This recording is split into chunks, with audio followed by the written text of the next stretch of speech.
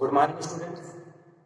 आज हम लोग अकाउंट में फाइनेंशियल स्टेटमेंट विदाउट एडजस्टमेंट यानी वित्तीय विवरण समायोजन रहित के बारे में जानकारी प्राप्त करेंगे कि वित्तीय विवरण क्या होता है, वित्तीय विवरण के अंतर्गत कौन कौन से खाते बनाए जाते हैं और किस प्रकार से बनाए जाते हैं। तो प्रिय छात्रों, आइए सबसे पहले हम वित्तीय विवरणों के बारे में जानकारी प्राप्त करते हैं कि फाइनेंशियल स्टेटमेंट क्या है। प्रिय छात्रों, प्रत्येक व्यवसाय के मालिक एक निश्चित अवधि के अंत में अपने व्यवसाय की आर्थिक एवं वित्तीय स्थिति की जानकारी प्राप्त करना चाहते हैं ताकि उसी के आधार पर उनको भविष्य के बारे में निर्णय लेने में आसानी हो सके। तो भविष्य को ध्यान में रखते हुए अपने व्यवसाय की आर्थिक स्थिति एवं वित्तीय स्थिति की जानकारी प्राप्त करने के उद्देश्य से जो विवरण तैयार किया जाता है उसे ही वित्तीय विवरण के नाम से जानते हैं। वित्तीय विवरणों के द्वारा व्यवसाय की सत्य एवं उचित यानी ट्रू एंड फेयर परिणाम प्राप्त होते हैं। इसीलिए वित्तीय विवरण तैयार किया जाता है ताकि उसके आधार पर यह पता चल सके कि व्यवसाय की क्या आर्थिक स्थिति है और क्या वित्तीय स्थिति है।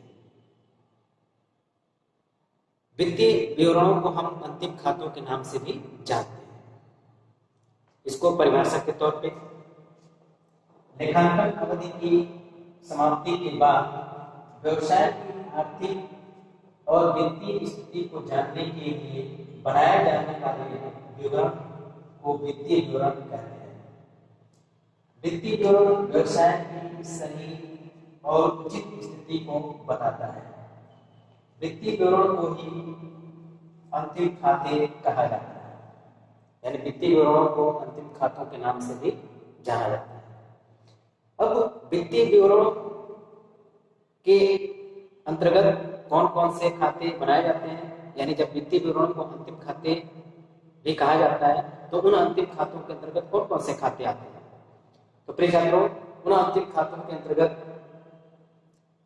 ट्रेडिंग अकाउंट यानी व्यापारिक खाता, second profit and loss account यानी लाभ हानि खाता, और थर्ड है बैलेंस शीट यानी आर्थिक चिट्ठा।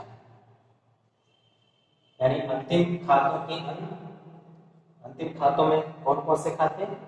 तो फर्स्ट ट्रेडिंग अकाउंट यानी व्यापारिक खाता, सेकंड है लाभ हानि खाता यानी प्रॉफिट एंड लॉस अकाउंट, और लास्ट में बैलेंस शीट यानी आर्थिक चिट्ठा। तो अंतिम खातों के अंतर्गत ये 3 खाते तैयार किए जाते हैं जिसके आधार पर किसी भी व्यवसाय की आर्थिक एवं वित्तीय स्थिति के बारे में जानकारी प्राप्त की जाती है और उसी के आधार पर भविष्य के बारे में निर्णय भी लिया जाता है।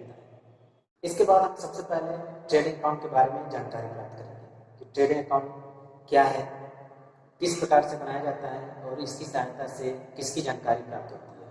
तो प्रिय छात्रों, ट्रेडिंग अकाउंट यानी व्यापारिक खाता एक निश्चित वर्ष की समाप्ति के लिए बनाया जाता है। ट्रेडिंग अकाउंट का फॉर्मेट है trading account for the year ended 31 मार्च 2016 या 31 दिसंबर 2016। फिर ट्रेडिंग अकाउंट में 2 पक्ष होंगे, डेबिट पक्ष और क्रेडिट पक्ष। डेबिट साइड में 2 कॉलम पर्टिकुलर्स का और अमाउंट का, वैसे क्रेडिट साइड में भी 2 कॉलम पर्टिकुलर्स और अमाउंट का। अब ट्रेडिंग अकाउंट में हमको क्या दिखाना है। तो ट्रेडिंग अकाउंट में वस्तु के उत्पादन से रिलेटेड जितने भी एक्सपेंस होते हैं उन सबको हम डायरेक्ट एक्सपेंस मानते हैं और उन्हें डायरेक्ट एक्सपेंस को ट्रेडिंग अकाउंट में दिखाया जाता है। जैसे ट्रेडिंग अकाउंट के डेबिट साइड में ट्रेडिंग के डेबिट साइड में 2 शब्द का इस्तेमाल करेंगे, क्रेडिट साइड में 22 शब्द का। डेबिट साइड में जैसे to opening stock, to purchase, to octroi, to wages, to factory line. ऐसे क्रेडिट साइड में बाय सेल्स, यदि सेल्स रिटर्न है तो सेल्स में से माइनस कर देंगे, वैसे परचेज रिटर्न हो तो परचेज में से माइनस कर देंगे। फिर इसके बाद लोडिंग स्टॉक, इसके बाद से अन्य कोई डायरेक्ट एक्सपेंस है तो उसको हम डेबिट साइड में दिखाने के बाद खाता बंद करेंगे। बंद करने का तरीका यही है कि सबसे पहले हम देखेंगे कि किस साइड का टोटल अधिक है। अगर डेबिट साइड का टोटल अधिक है, क्रेडिट साइड का टोटल कम है, तो बैलेंस क्रेडिट साइड में आएगा, वो हमारा ग्रॉस लॉस होगा। ये हमारा ग्रॉस लॉस यानी सकल हानि। इसके ठीक अपोजिट यदि क्रेडिट साइड का टोटल अधिक आता है, डेबिट साइड का टोटल कम आता है, तो जो बैलेंस डेबिट साइड में आएगा वो हमारा ग्रॉस प्रॉफिट होगा यानी सकल लाभ। तो ट्रेडिंग अकाउंट के द्वारा हमको सकल लाभ या सकल हानि की जानकारी प्राप्त होती है। फिर इसके बाद अगला खाता है प्रॉफिट एंड लॉस अकाउंट यानी लाभ हानि खाता। प्रिय छात्रों, ट्रेडिंग अकाउंट से जो हमें ग्रॉस प्रॉफिट या ग्रॉस लॉस मिलता है उसी के आधार पे हम पीएल अकाउंट यानी प्रॉफिट एंड लॉस अकाउंट तैयार करते हैं। तो पीएल अकाउंट का भी फॉर्मेट वही है जिस फॉर्मेट से ट्रेडिंग अकाउंट बनाया जाता है। पीएल अकाउंट का भी format profit and loss account for the year ended 31 मार्च 2016 या 31 दिसंबर 2016। इसमें भी दो पक्ष होंगे, डेबिट पक्ष और क्रेडिट पक्ष। डेबिट पक्ष में दो कॉलम पार्टिकुलर्स और अमाउंट, वैसे क्रेडिट साइड में भी दो कॉलम पार्टिकुलर्स और अमाउंट। डेबिट साइड में टू शब्द का इस्तेमाल, वैसे क्रेडिट साइड में बाय शब्द का इस्तेमाल। अब पीएल अकाउंट बनाने के लिए सबसे पहले हम जो ट्रेडिंग अकाउंट से ग्रॉस प्रॉफिट यदि मिला है तो ग्रॉस प्रॉफिट को पीएल अकाउंट के क्रेडिट साइड में, और यदि ग्रॉस लॉस मिला है तो उसको पीएल अकाउंट के डेबिट साइड में दिखाते हैं। इसके बाद वस्तु के उत्पादन के बाद से जितने भी खर्चे होते हैं वे सभी इनडायरेक्ट एक्सपेंस होते हैं और उन सभी इनडायरेक्ट एक्सपेंसों को हम पीएल अकाउंट में दिखाते हैं। यानी वस्तु के उत्पादन होने के बाद जितने भी खर्चे होते हैं वे सभी इनडायरेक्ट एक्सपेंस होते हैं और उन्हीं इनडायरेक्ट एक्सपेंस को हम पीएल अकाउंट में दिखाते हैं। यानी पीएल अकाउंट के डेबिट साइड में जितने भी इनडायरेक्ट एक्सपेंस या लॉस होंगे उनको हम डेबिट साइड में, और जितने भी प्रॉफिट या आय होंगे उनको हम क्रेडिट साइड में दिखाते हैं। जैसे डेबिट साइड में to salary, to rent, to telephone, to stationery,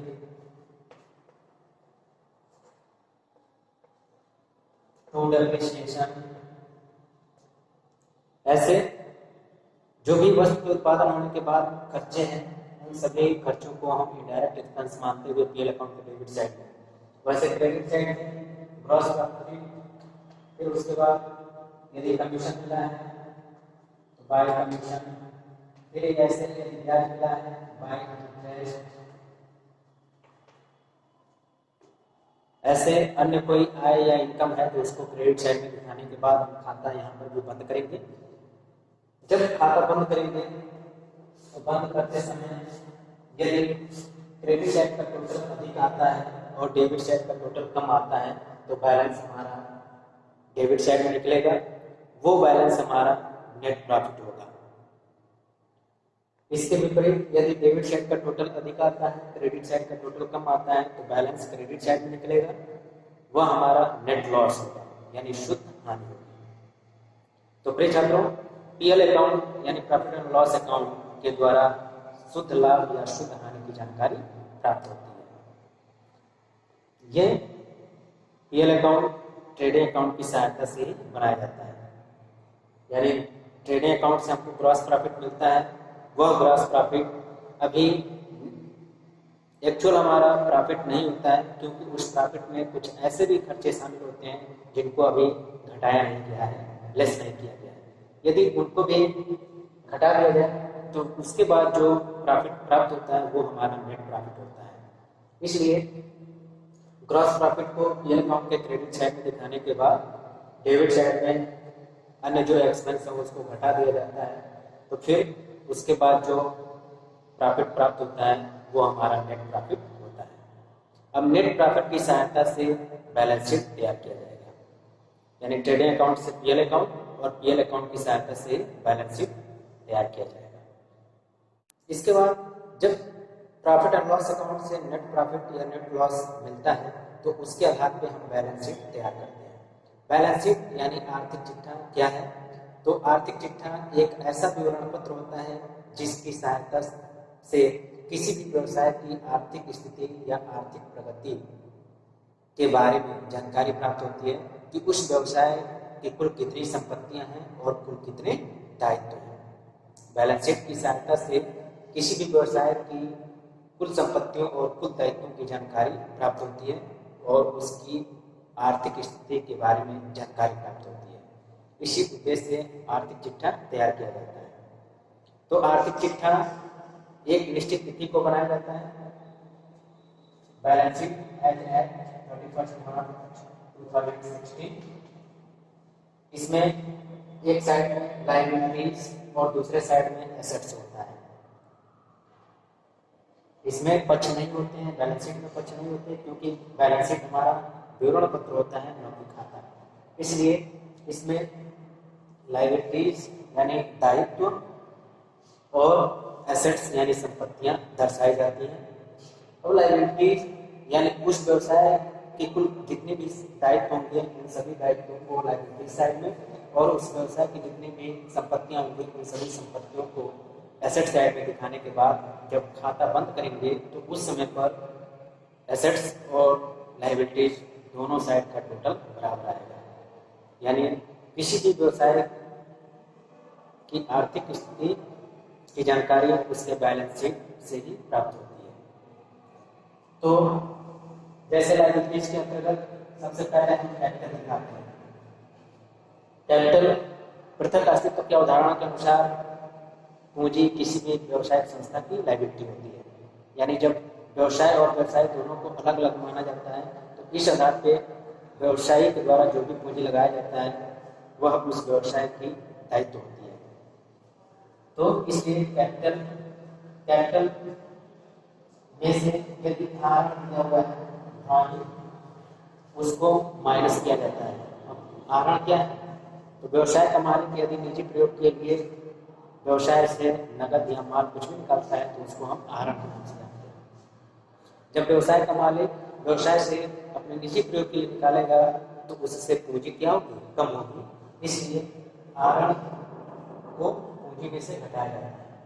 फिर इसके बाद यदि पीएल अकाउंट से प्रॉफिट मिला है तो उस प्रॉफिट को हम कैपिटल में ऐड करेंगे और यदि नेट लॉस मिला है तो उसको हम पूंजी में से घटाएंगे। फिर इसके बाद अन्य कोई लायबिलिटी है जैसे क्रेडिटर्स हैं, जिन व्यक्तियों से हमने उधार माल खरीदा है वे सभी व्यक्ति हमारे लेनदार हैं और उनको हमको भुगतान देना है, इसलिए वो हमारी लायबिलिटी है। इसके अलावा यदि बैंक से ओवरड्राफ्ट है, बैंक अधिक कर्ज है तो वो भी हमारी लायबिलिटी है। जब आवश्यकता से अधिक या खाते में पर्याप्त पैसा से अधिक हमने पैसा बैंक से निकाल लिया है तो जितना भी अधिक निकाला है वो हमारी लायबिलिटी है। इसके अलावा कोई लोन व्यवसाय ने लिया है तो लिया गया लोन भी किसी का भी दायित्व होता है, इसलिए लोन को भी हम लायबिलिटी में दिखाते हैं।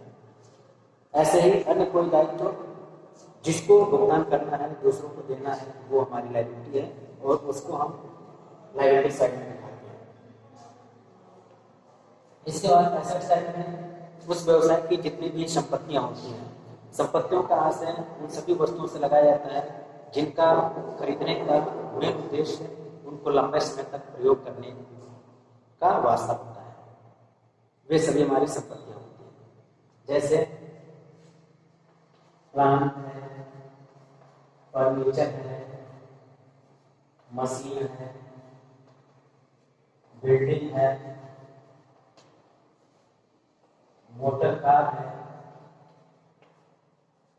लैंड है, कैश है, बैंक है। ऐसे जो भी हमारी संपत्तियां हैं उन सभी संपत्तियों को हम एसेट साइड में दिखाते हैं। फिर दिखाने के बाद से हम दोनों साइड का टोटल करते हैं, दोनों साइड यहाँ पे बराबर होते हैं, यानी जितना लायबिलिटी होगा उतना ही हमारा एसेट्स भी होगा। तो प्रिय छात्रों, इस प्रकार से हम फाइनेंशियल स्टेटमेंट यानी वित्तीय विवरण के अंतर्गत ट्रेडिंग अकाउंट, पीएल अकाउंट और बैलेंस शीट को तैयार करते हैं, जिसके माध्यम से किसी भी व्यवसाय की आर्थिक स्थिति एवं प्रगति के बारे में जानकारी प्राप्त होती है। तो इसके बाद आइए सबसे पहले हम ट्रेडिंग अकाउंट पर आधारित न्यूमेरिकल कोड सॉल्व करते हैं। इसमें दिया है पहला क्वेश्चन, निम्नलिखित सूचनाओं से महेश का व्यापारिक खाता बनाएगा, यानी व्यापारिक खाता बनाना है पहला क्वेश्चन। तो व्यापारिक खाता बनाने के लिए सबसे पहले हमें ट्रेडिंग अकाउंट का फॉर्मेट तैयार करना है। Trading account for the year end date, कोई डेट नहीं दिया है इसलिए डैश, यदि डेट दिया रहता तो इसमें हम दिखा देते, जैसे 31 मार्च या 35 दिसंबर। फिर इसके बाद दो साइड डेबिट और क्रेडिट, डेबिट साइड में दो कॉलम पर्टिकुलर अमाउंट और वैसे क्रेडिट साइड में दो कॉलम पार्टिकुलर्स और अमाउंट। अब डेबिट साइड में हम क्या दिखाएंगे, तो स्टॉक दिया है 1 अप्रैल 2012 को, तो सबसे पहले हम ओपनिंग स्टॉक को ट्रेडिंग अकाउंट के डेबिट साइड में दिखाते हैं। तो ओपनिंग स्टॉक 36,500। फिर परचेज दिया है, परचेज को भी हम ट्रेडिंग अकाउंट के डेबिट साइड में दिखाते हैं। टू परचेज, परचेज है 3,24,600। परचेज में से यदि परचेज रिटर्न दिया हुआ है तो उसको हम माइनस करेंगे, तो परचेज रिटर्न है 6300 रुपये का, लेस परचेज रिटर्न 6300। अब इसके बाद फ्रेश परचेज क्या होगा, तो 0 0 6 में 3 जाएगा 3, 14 में 6 जाएगा 8, 1 और 3,18,300। इसके बाद सेल्स दिया है, सेल्स को हम क्रेडिट साइड में दिखाते हैं, क्रेडिट के बाय सेल्स 5,62,400, 5,62,400। इसके बाद यदि सेल्स रिटर्न है तो सेल्स रिटर्न को सेल्स में से माइनस करेंगे, तो लेस सेल्स रिटर्न है 7,500 रुपये। 0 0 14 में से 5 जाएगा 9, 11 में से 7 जाएगा 4, 5, 5,54,900। इसके बाद आयात शुल्क है, आयात शुल्क यानी जब माल को हम मंगाते हैं तो उस समय पर हमको आयात शुल्क देना होता है। तो वो आयात शुल्क हमारा डायरेक्ट एक्सपेंस है, क्योंकि वस्तु के उत्पादन के लिए हम माल मंगा रहे हैं, उस समय पे उत्पादन से संबंधित जितने भी खर्च होंगे सभी डायरेक्ट एक्सपेंस होंगे, इसलिए इसको हम ट्रेडिंग अकाउंट के डेबिट साइड में दिखाएंगे। तो इंपोर्ट ड्यूटी ये है 11,000। फिर इसके बाद भाड़ा, भाड़ा भी जब माल हम कहीं से मंगाते हैं किसी दूसरे देश से या कहीं अन्य स्थानों से, तो उस समय पे हम आयात शुल्क देते हैं, यानी जब दूसरे देश से हम माल अपने देश में मंगाते हैं तो उस समय पे सीमा पे जो भी शुल्क हम देते हैं वो आयात शुल्क होता है। फिर माल मंगाते समय जिस भी साधन के द्वारा हम माल मंगा रहे हैं वो उसके लिए हमको भाड़ा देना होगा, वो भाड़ा भी उत्पादन से ही रिलेटेड है, क्योंकि उस वस्तु पर ही खर्च हो रहे हैं, इसलिए उसको भी हम डायरेक्ट एक्सपेंस बनाएंगे और ट्रेडिंग के डेबिट में दिखाएंगे। तो फैट 21,500। फिर इसके बाद गोदी शुल्क और निकासी व्यय है, कभी कभी मालों को समुद्री मार्ग के रास्ते से भी लाया जाता है, उस समय पे ये शुल्क दिया जा रहा है, तो वो भी हमारा डायरेक्ट एक्सपेंस ही होगा, इसलिए इसको भी हम डेबिट साइड में दिखाएंगे। To duty 1800। इसके बाद विक्रय वापसी है, विक्रय वापसी को तो सेल्स में से माइनस कर दिया गया। इसके बाद क्लोजिंग स्टॉक है, तो क्लोजिंग स्टॉक को हम ट्रेडिंग के क्रेडिट में दिखाएंगे बाय क्लोजिंग स्टॉक 82,100। इसके बाद अब दूसरा कुछ नहीं है, खाता बंद करेंगे। बंद करते समय हम देखेंगे कि सबसे पहले किस साइड का टोटल अधिक दिखाई दे रहा है। जिस भी साइड का टोटल अधिक होगा वही टोटल हम दोनों साइड में दिखाएंगे। तो यहाँ पर हम देखें कि क्रेडिट साइड का टोटल अधिक है। टोटल कीजिए 0 0 9 1 10 5 2 7 5 4 9 5,97,000। तो डेबिट साइड में भी कितना है टोटल होना चाहिए 5,97,000।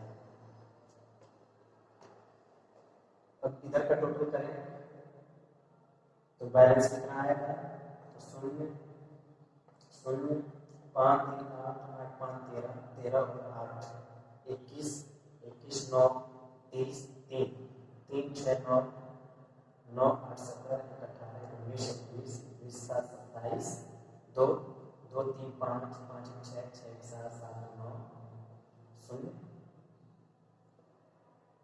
3 2 5।